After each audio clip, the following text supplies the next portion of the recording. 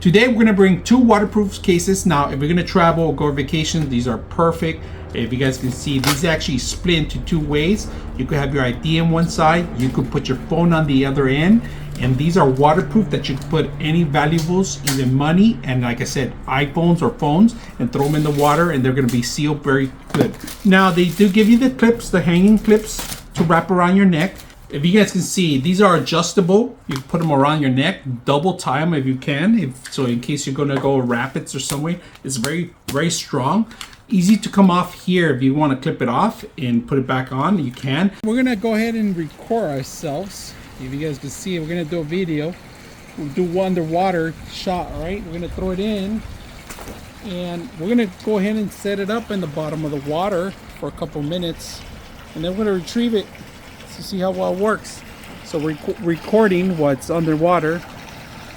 So let's see if it's really waterproof.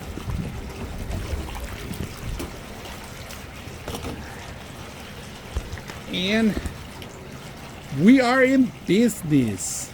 So very simple. I hope you guys enjoy the video.